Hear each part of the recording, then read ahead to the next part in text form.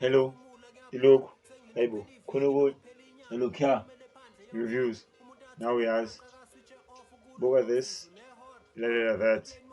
Namhlanje patele, gini patele, then patele because probably word a review how to ruin Christmas, the wedding. So siyochitha isikhathi yazi kube mnandi sophenduka iphathi asambeni. so yeah, right off the bat, Leanto, I'm just gonna call it Leanto just for the sake of me being me. Leanto to be adverts of something completely different. Bengayona even adverts trailer leyan. Like I was watching a bunch of trailers and then it just came on. No, so yeah. And then I got on Netflix thinking it was just another movie. Boy, was I wrong. And boy, am I glad that I was wrong. Like for both things, for both parts. And that one, me thinking it's his movie, kanti three parts a series, and two thinking it was generic. But I mean, mhlawumbe khona into ongayikhomba khona ukuthi like that's a generic or that's a trope, kodwa like the actual storyline and cinematography angazi uma ngilisebenzisa kahle lelo gama. Cinematography, the staging, the writing, even ama-credits, dude, like angazi noma uwazi yini ama-credits like maqala it's ekugcineni kuba khona u-succulent. I mean uqala as the sheep uteksi and then kuba succulent the sheep which is uteksi. For mina personally, like leyo commitment from abantu abasuke bezenza izinto. Enye into engiyithandile ngayo le show noma i-dedication from the people behind the show was the music. And angisho necessarily about the entire soundtrack. Angisho ukuthi there's a song that misses laphayana as in khona iculo elidlalayo and I'm taken out of it. Isikhathi esiningi uma ngabe kumculo that's playing the background of a movie or of a scene, it usually takes me out, especially if izoba nama-lyric leyo nto. Angazi noma it's because ngiyawazi nomculo othi usuke udlala khona noma indlela abasuke bawenze ngayo noma indlela abawufake ngayo, but there is something there that works. And leya nto is apparent kwiscene la ubhuti esho khona ukuthi hayi ngcono uthathe mina mdali, just take me because lapho I think another ngeke ngize ngisho ukuthi lesser, another sound engineer or umuntu owenza umculo for music for music, umuntu owenza umculo for movies ukuthi angazi ubizwa ngani bethu, like it can be sound engineer, it could be the score guy, I don't know, composer, whatever. Bekungaba lula ukuthi athathe umculo noma kuleyo scene leyo ayenze kube yinto with like quite i-needle scratch like chuk, like kube funny kuleya scene. But I'm glad iphulisini le ngikhuluma ngayo. I'm actually glad ukuthi they stuck to their guns, or he or she, they stuck to their guns, because I'm sure movie nziwa abantu abaningi, it's not just umuntu oyibhalile nabangani bakhe.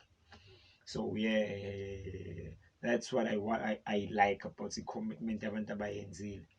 And I like the story of it. Like I think ngingayifanisa ne-Small X episode 3 wakhona, if ungakaze uyibuke. It's an anthology series as of black people in the UK. So ngoba ngisho ukuthi it reminds me of episode 3 which is Lovers Rock. Episode 2 or 3 were between the two. Ingikhumbuza ngayo cause Lovers Rock for me, okay, ngizogcina ngiyi-review Lovers Rock. It's a familiar thing, even if the story mhlawumbe usungasho ukuthi isitori sekusabhalwa noma isitori esingekho lesi abasuke besixoxa laphayana, but it is familiar because ama-actions athathwa abakwaselo, the silos, you probably can point them out. Ukhona uGrace kini, ukhona uDineo kini, ukhona umalume ubaba ka-Succulent, sengikhohliwe igama lakhe. Baba ka-Succulent. Yabo bakhona everybody ongasho ukuthi ungarelate kubona. It's either like on a one-on-one basis or on a basis of hey family member yami ikhona enjeyana.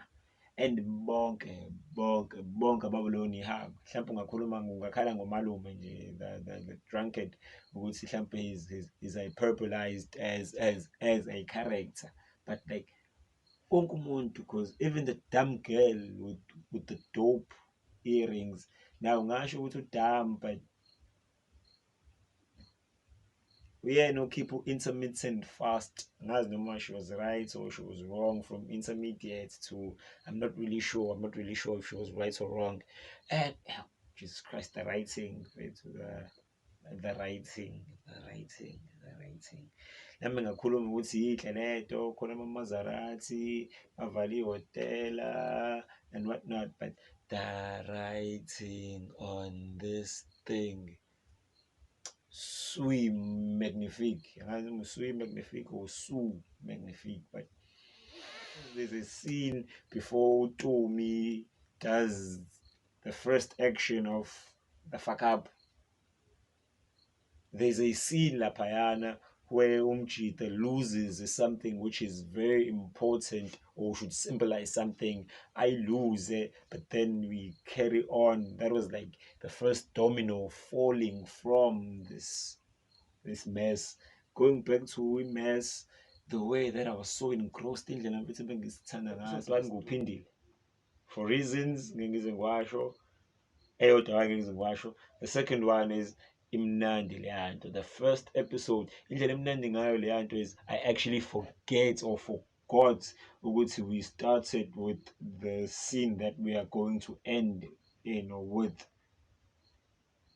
Like up until they actually walk up the stairs, and then as asho ustaringi, as asho laisho khona ukuthi this is they are part of the trail up until it gets to that point. So we completely forgotten. I'm so engrossed in the story, in the characters, in the decisions that some character wins are like ngoba ngisho if I think wonke umuntu has someone that they relate to kuleyanto, not personally, but ukuthi I see character traits alo kuleya muntu leyana. Leya muntu sekwahlupha vele wenza into ethize kanje kanje kanje kanje kanje kanje kanje. As for the characters, noma ngibe ngisakhuluma ngama-character, uTumi is the best Westing ekuyona leyanto. She's the best because umuntu omdlalayo leya part it just becomes that self-centered egotistical shandesi who only cares about yena. ngingaba out because ngeke usho ukuthi character yakhe necessarily changes throughout the thing. I mean, she does have character moments or character defining moments that you would think are the building blocks for a change. But mina manga with the things that we've seen her go through, cause, and the things that she did to right those wrongs. It's like usanonyaka mfethu ukuthi ngikuxolele personally, and then you have ubeauty yabo ngoba ngisho i-writing yalento, the writing on this is cause. So lento ikanje about the character depth or development. You have isekelo ndingileza around. There's no circle here. I'm just showing you the front of Santa Sam.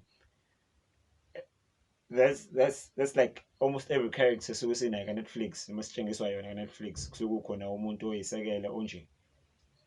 And then you get this show which is ibhola. Nginalo ibhola. Well, nginalo ibhola ngeke ngize ngithathe ibhola just to demonstrate, because if I do that then ngizofanele ngiphathe isekela indingiliza. So yeah. Uyabona, it's still the same thing of yabo, but then there's this dimension of mina ngiyakulimaza ngalento.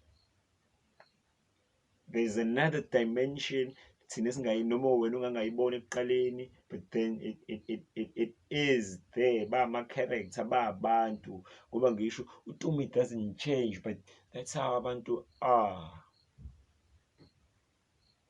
I'll make it up to you. Umuntu makes it up to you, but then they do something else to not make it up to you, yabo, to go back to that state of how mfethu kodwa nje wena usuxolisile. So that's the same thing with beauty, B, because B comes off as materialistic, but then you get there, you see ukuthi kuse kahle kahle this girl loves fantasies, or she's willing to actually have one fantasy empilweni yakhe. Yeah, I understand the dream move for the guy, but like one fantasy, umuntu wasekhaya bridesmaid, umuntu wasekhaya walks me down the aisle, fantastic. And ama-speeches alaphayana work. I would say ama-speeches because it's just one on one, umuntu usukhuluma nomunye umuntu, kodwa most yalezi zinto esuyikhulunywa laphayana ziyasebenza. Isusho uba sibu i-drunkard, isuyisho husband to be, le yanto iyasebenza le yanto le, especially with the ring, ukuthi mase ukunikeza i-ring, I mean, come on dude, it's just me and you now. That thing is heartfelt in fact for me. I-speech salo toxic sister to me iyasebenza, and the thing is ngoba ekhuluma ngo-love, she's, for me personally, I wasn't like, oh, ama-relationship bomathandana, because sonke sinama-relationship, abanye bethi bashimile but still are in relationship, friendships, relationships of convenient, of which the convenience, it's sometimes making memories together, which goes back to this speech. They say, like, dude, almost sonke is speech that is on the thing is relatable. That's the easiest. That's the yona gamelula and heartfelt. As like,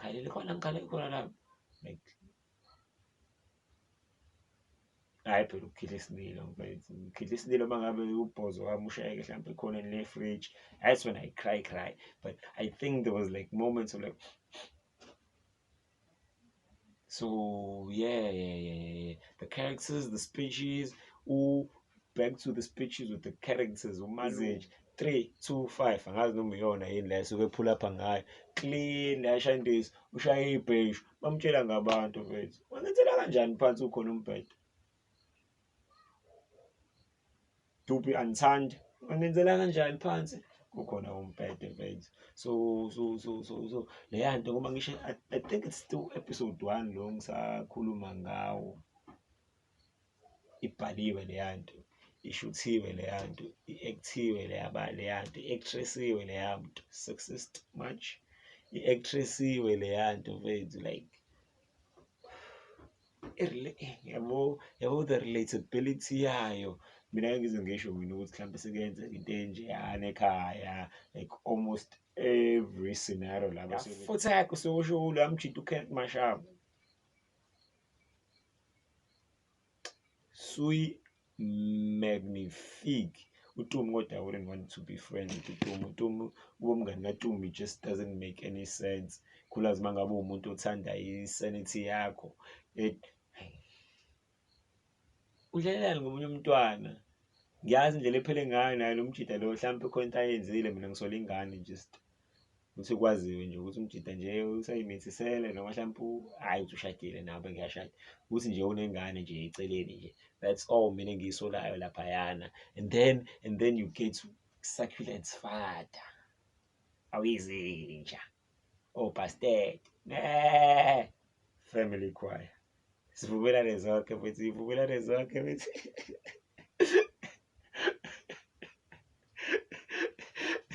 and then bacela ukuqoqa mfethu, yabo liyaqoqa mfethu, hayibo loya mama umlungu mfethu akanaso isikhathi, noma zange ngabe nesikhathi sokuphumula, yabo ugogo mfethu, ugogo-ke, yabo ugogo ubhidi ugogo mfethu.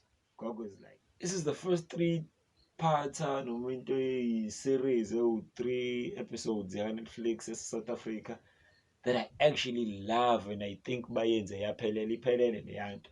That cliffhanger at the end could just be Tumi's life ngayiyona nje into egcine kube yilento zaneni because ngaphandle kokuthi bazoyirelease ngomhla ka-25 the rest of the season, which would make sense. Besides lokho nje mfethu, you can't have How to Ruin Christmas the Wedding ngoJanuwari. You'd have to make it a spin-off. So angisho ukuthi kuningi ongakusho ngalento lena, cela uhambe uyibuka. This thing is a put on, this thing is feelings, this thing is speeches, this thing is black people acting and acting. Mina I love abantu abamnyama. This thing is a relatability, this thing is a relatability. Ngiyacela ibuke lento lena. If ungeke uze uyibukele for the story, if ungathembi uyitshela ukuthi hey benze into engekho, uyibukela the amantombazane mahle. Oh, Jesus Christ, every single lady yelaphayana we-cast. Like akekho umuntu omoshiwe laphayana, akekho, there is no character that is wasted laphayana. Ngoba ngisho uBeauty with the fantasy parts, uTumi with the toxicity, but then naye she tries to be better. She's the best friend who wanted to be what Tumi is, and then there's that other best friend who's just there if say yazi into yami kuyabheda, let's just have fun. Like not crazy fun, but let's just have fun. Intermittent fast. Angazi noma igama langempela yini leyo noma ifast yangempela yini leyo. Intermittent fast yabo loyasisi. Ngibhala igama lakhe. Kodwa loyasisi yo. And then uthabethe mase actress mfethu laphana. Yabo la imovie khona isuke ekhala lapha isuke ekhala khona mfethu. Like Jesus Christ, you can actress can we actually have more writers abanjena mfethu who can write to act 1, act 2 and act 3, because the 3-parter, that's what I saw this thing as. Like noma kuthiwa i-series mfethu, noma kuthiwa i-series, introduce us to your thing, have the rise in action, or the dramatic whatnot, have us fall to the depths of despair. I think that's the end of Act 2. No, my midpoint Act 2. Or I'm not really sure what's going on, but and then have us, it's either sizonyuka noma we'll keep on the low, and then siphele la kufanele siphele khona bese siyabona ukuthi senzani-ke emva kwalokho.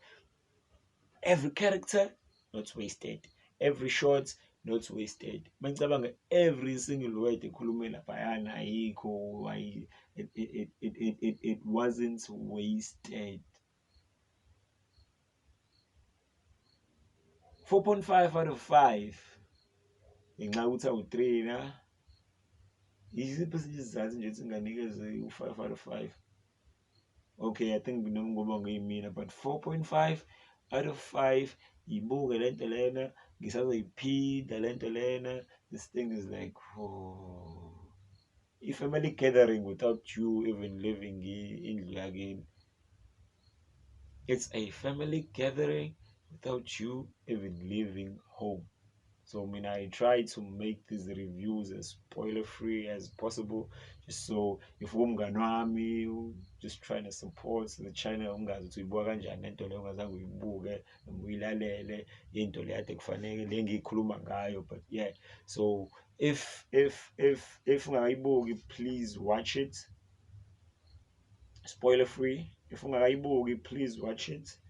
And if you just want to lalela ubukela just cause umngani wami ufuna ungisupport for whatever reason, engayazi nami, yeah, uyibuke emva kwalokho, awekho ama-spoilers la, noma ngabe khona vague enough not to give away, I think, the biggest plot points kule nto lena. Yeah. So yeah, this thing is chaos, this thing is well written, it's well shot, well acted.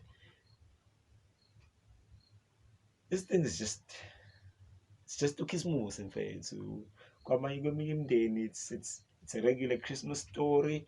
Kweminye imindeni it's a Christmas story oyizwayo about the things that happen between the year, phakathi nonyaka, ngesikhathi umalume elaphi nomunye elaphi and who not and what not. Yeah, 4.5 out of 5. Give us more time. yakhonkotha lenja. Yes, yakhonkotha lenja. Fuck you. Ngeke ngize ngixoshe ngalutho ngoba ngiyazi konke time. Netflix, give us more time as creators, as writers, to actually tell our stories.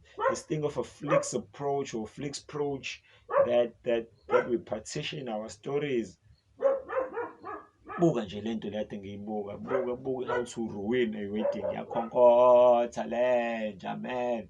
Buka nje how to ruin a wedding. The thing is just perfect. I-cliffhanger is cliffhanger for season 2. And season 2 mangaphumi ngomhla ka-25 December. Thinking namhlanje.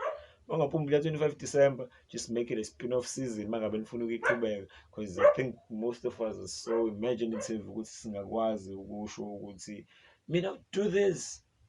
So uyabona nathi singagcina siyibhalele u-part 2 wale shandisi lena. But this thing for me, na recommend watch book.